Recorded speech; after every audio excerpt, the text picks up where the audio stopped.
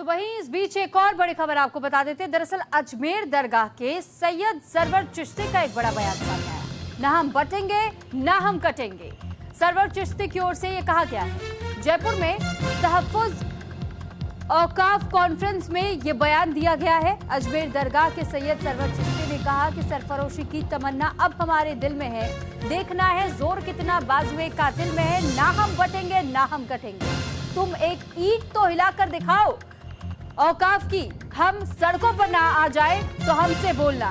तो ये आप समझिए कि किस तरीके से ललकारने की कोशिश की जा रही है और इस तरीके की बयानबाजियों के साथ में युवाओं को भड़काने की कोशिश की जा रही है। ना बटने ना कटने की बातें वो कर तो रहे हैं, लेकिन उनके मुख से एक समय में दो प्रकार के बोल सुनाई दे रहे हैं। वो एक और तो ये कहते हैं कि हम ना बटेंगे हम ना कटेंगे, हम तो एक साथ एक ही जुट रहेंगे, लेकिन दूसरी तरफ वो ललकार भी रहे हैं और वो ये कह रहे हैं कि तुम ईंट एक भी औकाफ के हिला करके तो दिखाओ, हटा करके तो दिखाओ, अगर हम सड़कों पर ना आ जाए तो हमसे बोलना। तो अब जरा उस बयानबाजी की विचारधारा को समझिए। लेकिन एक बात और बता दूं, ये मुत्तहदा मंच जिसमें हर मसलकों के लोग जिंदा हैं, तो जो योगी जी ना तो ये कट सकते हैं ना ये मर सकते हैं। भाई ये कटने वाली और मरने वाली कौन नहीं है।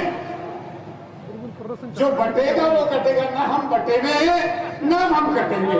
हाँ, एक आध को 20 जने कूट लो तो कर सकते हैं, बाकी तो नहीं कर सकते। इस उम्र में भी 65 साल का हो गया हूँ, अगर उम्र मेरा साथ देती तो मैं तकरीर थोड़ी कर रहा होता।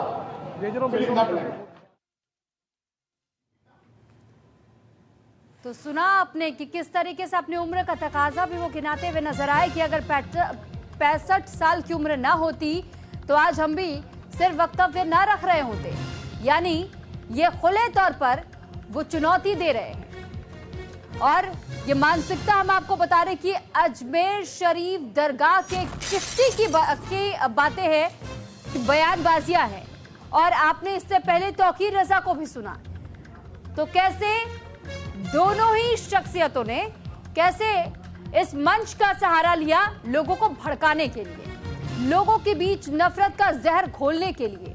और आपने सुना तौकीर रजा के उन स्टेटमेंट्स को भी, और आपने सुना फिलहाल अजमेर दरगाह के चिश्ती को भी।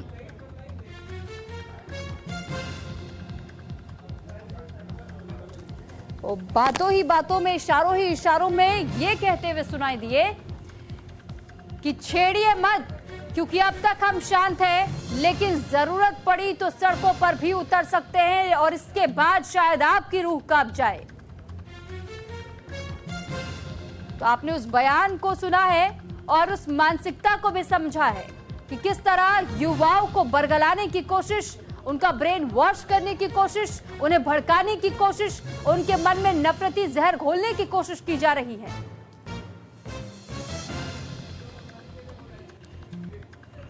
हालांकि इस बयानबाजी से सिर्फ इतना समझ आता है कि अजमेर शरीफ के जो दरगाह के जो चिश्ती हैं और उनके तरफ से जिस तरीके की बयानबाजी की गई, लेकिन वो ऐसे मामलों में चुप हो जाते हैं, वो ऐसे मामलों में शांत हो जाते हैं, कुछ कहने से बचने की कोशिश करते हैं जब मामला लव जिहाद का सामने आता है।